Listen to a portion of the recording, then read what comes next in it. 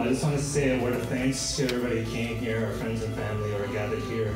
A lot of you guys came from far away. We have guests from Virginia, Maryland, even across the West Coast, from friends from Boston.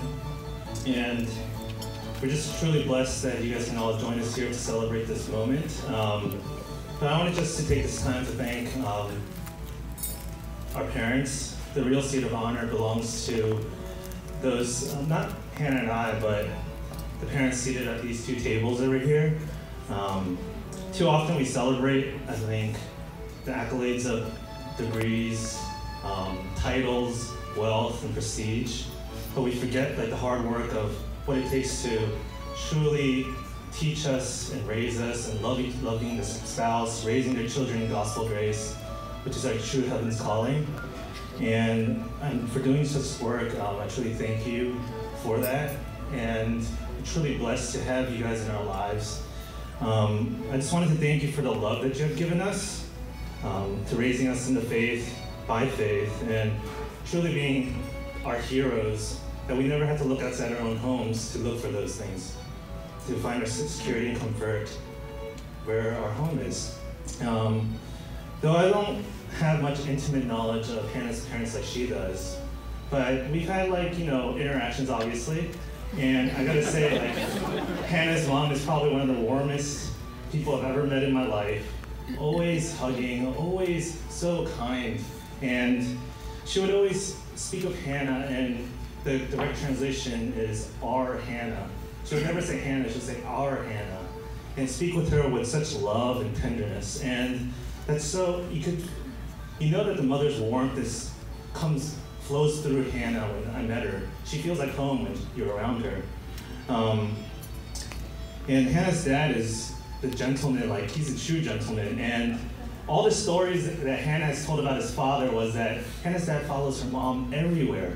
Like grocery store, he's there. And the bathroom, he's there. And every moment spent together at home, they're talking and conversing. And I'm just like, wow, that's amazing. And she would have father and daughter dates, tea dates on off days, and take her out to eat with her and to teach her how a man ought to treat her, and calls her his princess. And it's just the most beautiful thing. And just one quick story is that we went out to eat tea and coffee after a meal one time, and we went into a setting, a really nice hotel setting, and Hannah's mom and Hannah sat right down and kind of made themselves comfortable and started asking questions. Meanwhile, Hannah's dad is going around and asking for the waiter, busying himself to make them feel comfortable. And it's just like the family dynamic that I saw was that the king makes sure his queen and his princess is completely at ease. They don't have a single worry in sight because he is doing all the work. He's making sure that he gets the menu. He makes sure that he puts in the right order. And that's just a picture of what a true husband ought to look like. And I was really floored by that. In that small instance, he knew that he does this on a daily basis. Thank you for showing me that service is truly the mark of being a good husband and a father. And lastly, my parents, and I talk about them a lot, if you guys know me. I want to just say, first, thank you for showing me that greatness is not about what we do, but the God that we serve. And we're truly thankful that you never celebrated Wonmi's, Sumi, or my successes in life as much as you cared and invested in our walk with God. We are truly indebted to you all for that. My mom is quite an amazing woman, and she's the strongest woman I know, but she has the most gentle warmth to her. I mean, I don't know if many of you guys have come over to my house, even slept over, and you guys know that she's always providing, she's always welcoming, she loves to see our friends. She's never why are they coming over now? Always bring them over, we want to feed them and stuff, and she's always energetic for that. And she's also my inspiration, honestly. In school, in law school, I took this public speaking class, and our first assignment was tell a personal story with a message attached. And actually, one of my friends is here for that. And I basically told the story of my mom's struggle with arthritis, and she's had it for a very long time. And some days in the past, she couldn't even walk up the stairs with it. And it was just, despite that, she worked so tirelessly.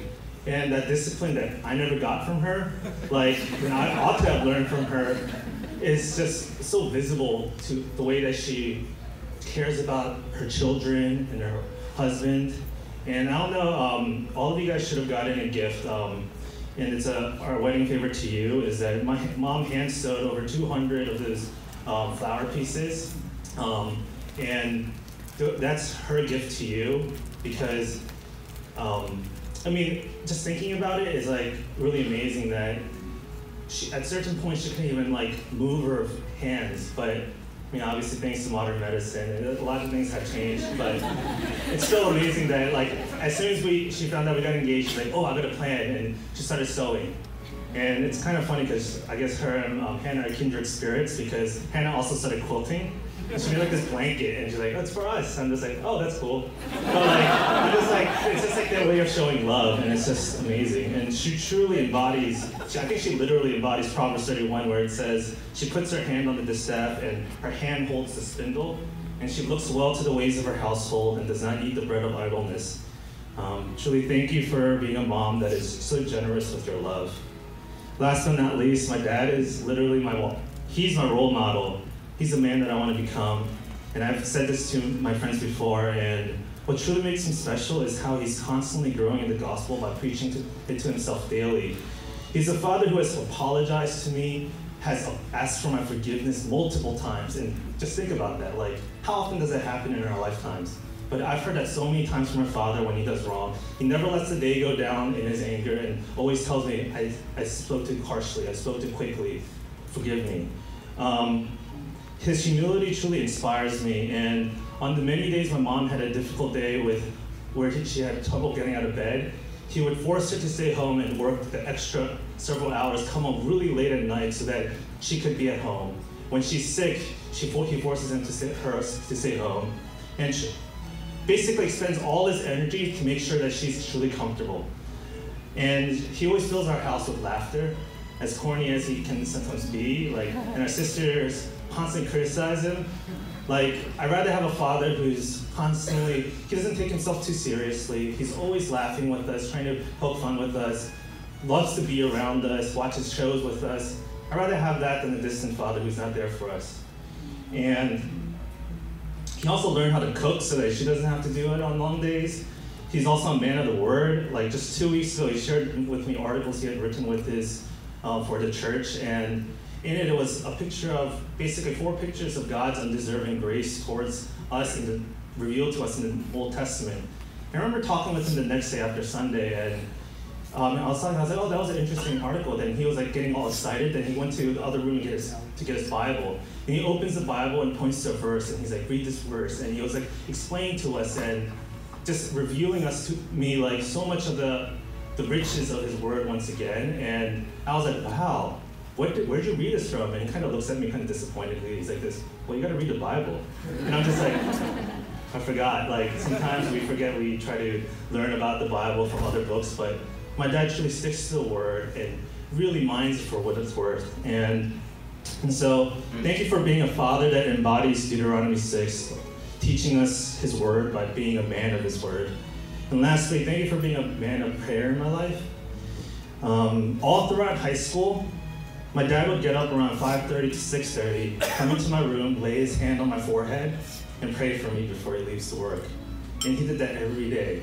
Now, I even remember before I went to law school, I took the admissions test. The morning of, he'd always pray for me. And I remember that even when I'm like half asleep. I don't remember a lot of things.